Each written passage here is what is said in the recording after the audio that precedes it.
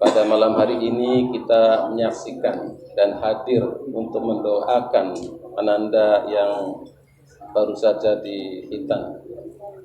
Karena hitan ini adalah syariat agama kita yang dimulai dari Nabi Ibrahim. Kita adalah para pengikut milata Ibrahim. Selain anaknya menjadi sehat, insya Allah akan lebih sempurna dalam bertoharoh, dalam bersuci. Ini artinya apa? Bahwa Bapak Jeffrey sedang berusaha untuk menjadikan anaknya menjadi anak yang soleh. Bukan saja anaknya, insya Allah menjadikan istrinya juga istri yang soleha. Tapi sebelumnya, maka dirinya pun juga harus soleh. Dan saya sering melihat beliau ada di musola. Jadi insya Allah Pak Jeffrey sudah menjadi orang yang soleh. Ini adalah pendidikan awal.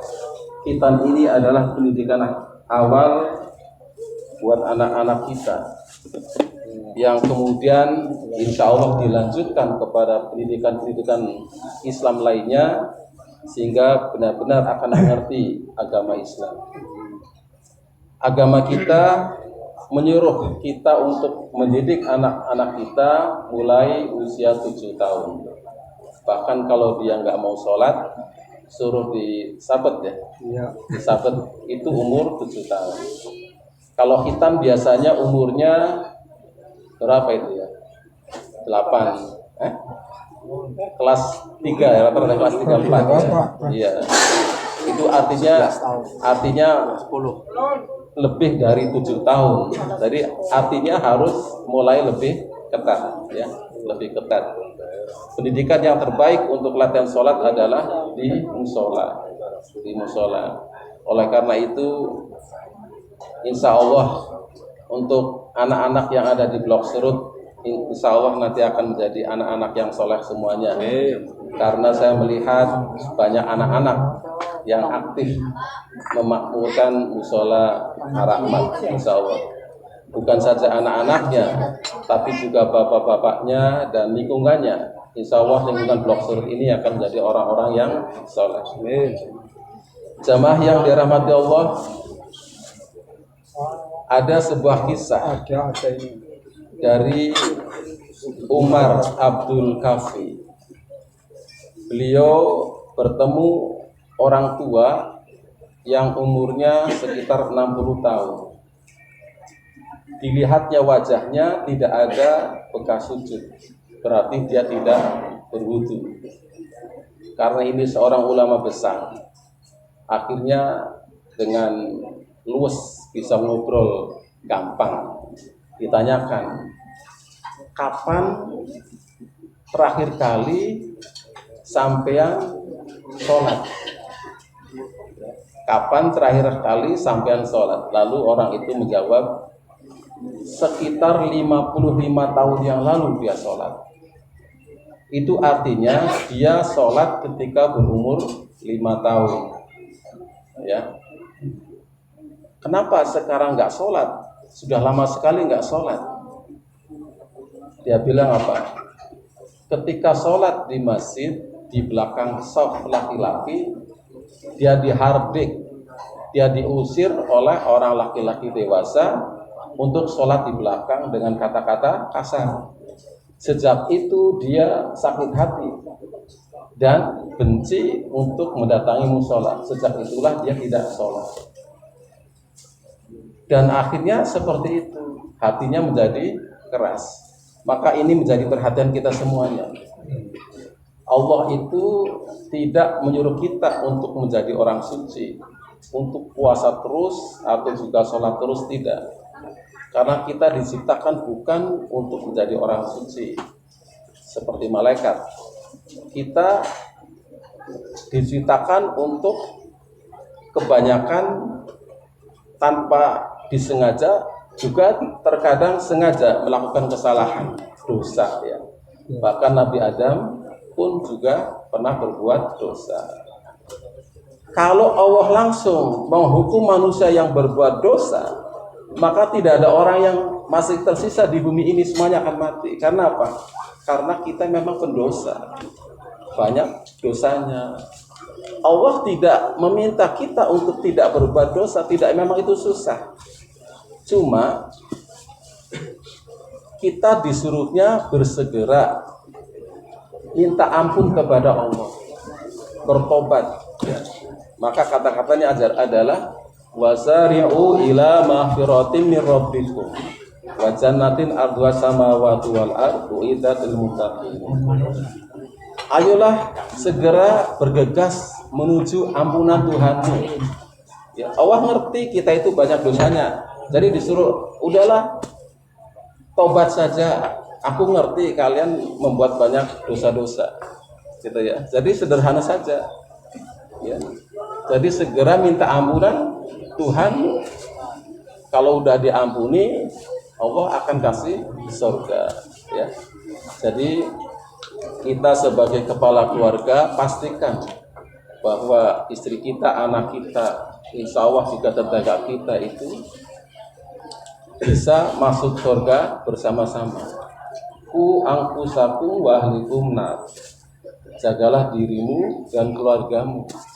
Seperti Bapak Jeffrey pada malam hari ini adalah berusaha untuk menjaga itu.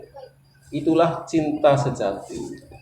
Cinta bukan sekedar cinta-cinta seperti biasanya, tapi cinta bagaimana dengan cinta itu mereka akan bertemu di surga. Kalau bukan dari kecil anak-anak kita diajari sholat, lalu kapan? Banyak orang tertipu oleh dunia. Bukan saja kekayaan yang menipu kita, tetapi juga kemiskinan pun menipu kita. Kadang-kadang kita dapati orang bekerja susah payah mencari dunia, padahal belum tentu dapat.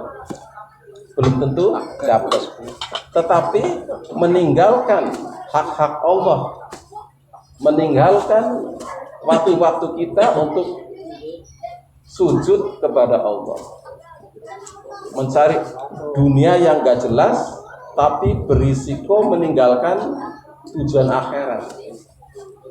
Kalau kekayaan jelas ya, kalau orang-orang kaya tertipunya banyak ya. Kadang-kadang kita pun seperti itu.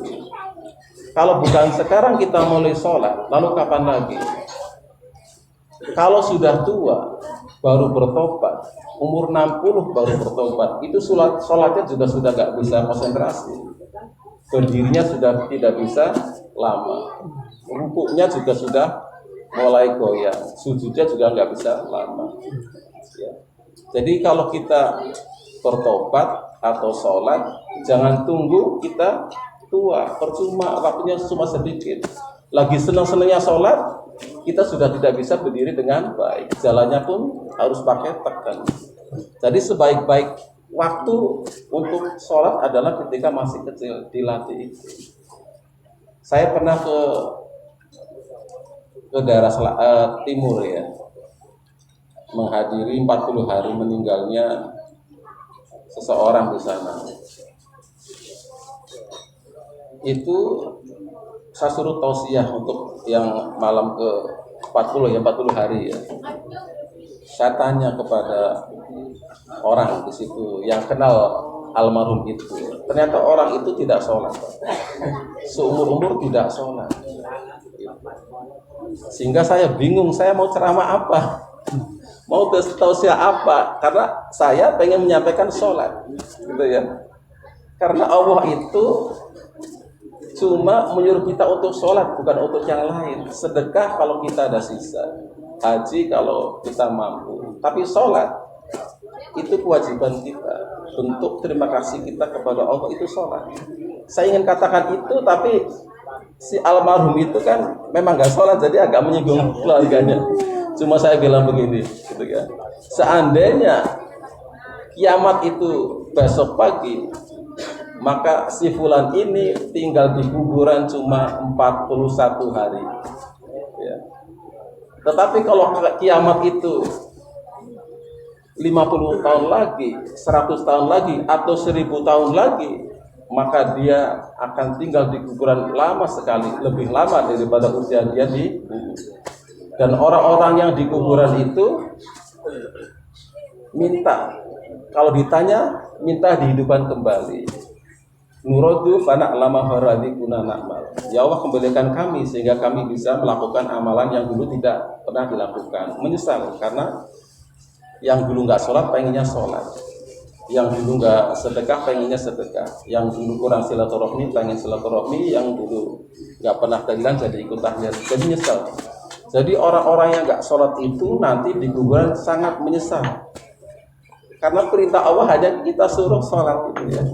Oleh karena itu para jamaah sekalian, mari kita sama-samakan memakmurkan musola kita, ya, makmurkan, dan insya Allah kita semuanya nanti akan bisa bertemu di surga. Amin ya rabbal alamin.